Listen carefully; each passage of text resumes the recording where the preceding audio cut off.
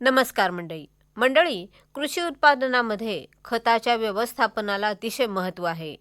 एकात्मिक पद्धतीनं खत व्यवस्थापन करताना मातीचं परीक्षण करणं आवश्यक असतं आणि त्यानुसार रासायनिक खतं, सेंद्रिय खतं, हिरवळीची खतं, जीवाणू खतं, पेंडी, हाडांचं आणि मासळीचं खत अशा खतांचा संतुलितपणे वापर केला तर कृषी उत्पादनामध्ये नक्कीच वाढ होते. मंडळी, पिकाच्या उत्पादनासाठी 16 प्रकारच्या अन्नद्रव्यांची गरज असते.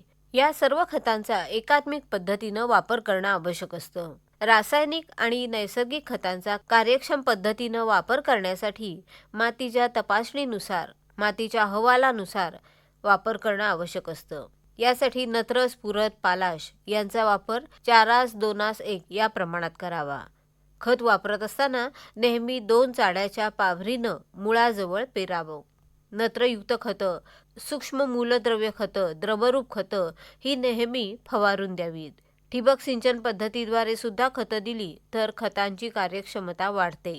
पिकांच्या अवस्थेनुसार खतांच्या योग्य प्रमाणात मात्रा सुद्धा द्याव्यात. अशा प्रकारे जर आपण काळजी घेतली तर खतांची कार्यक्षमता वाढते. तसंच सेंद्रिय, हिरवळीच्या, कंपोस्ट खतांचा वापर पूरक म्हणून केला तर रासायनिक खतांची कार्यक्षमता वाढलेली दिसून येते. ॲझोटोबॅक्टर, रायझोबियम, PSB ही जीवाणू खतं वापरली तर बियाण्यांची उगवण चांगली आणि लवकर होते. एकूण पीक उत्पादनात 10 ते 15% वाढ होते. हिरवळीच्या खतांमुळे जमिनीचं भौतिक आणि रासायनिक गुणधर्म सुधारलेले दिसतात. जमिनीची सुपीकता आणि सामू सुधारण्यासाठी सेंद्रिय खतं वापरावीत. मंडळी, शेती उत्पादनामध्ये रासायनिक, नैसर्गिक खतांचा वापर आपण नेहमीच करतो, पण अलीकडं भेसळयुक्त खतांचे प्रकार होऊ लागले आहेत.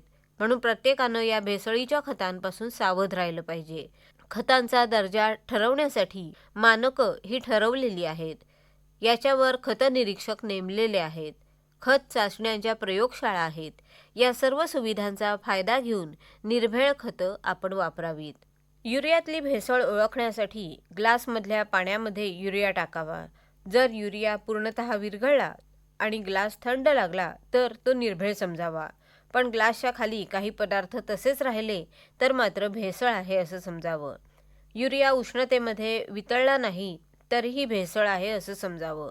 याचप्रमाणे मिश्र खतं आणि पोटॅश ग्लासभर पाण्यात टाकल्यास ग्लास थंड लागला तर ते खत शुद्ध आहे असं समजावं. मंडळी, अशा अनेक प्रकारांनी खतातली भेसळ ओळखता येते. एवढं करून सुद्धा जर काही ओळखता आलं नाही आणि खताबद्दल शंका असेल तर खत निरीक्षकाकडे तक्रार करावी. आपल्या जवळील खत विश्लेषण प्रयोगशाळेत तपासणीसाठी पाठवावं. त्यामध्ये जर भेसळ दिसून आली तर निश्चितपणे कृषी खात्याच्या गुणनियंत्रण खात्याकडे रीतसर तक्रार नोंदवावी. तर मंडळी, अशा प्रकारे एकात्मिक पद्धतीने जर खत व्यवस्थापन केलं तर पिकांच्या वाढीला सर्व प्रकारची अन्नद्रव्ये मिळतात.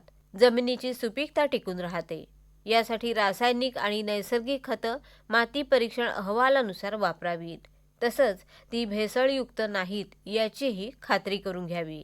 अशा पद्धतीनं खतांचा कार्यक्षम वापर करण्यासाठी शेतकऱ्यांनी जागरूक राहणं महत्त्वाचं आहे.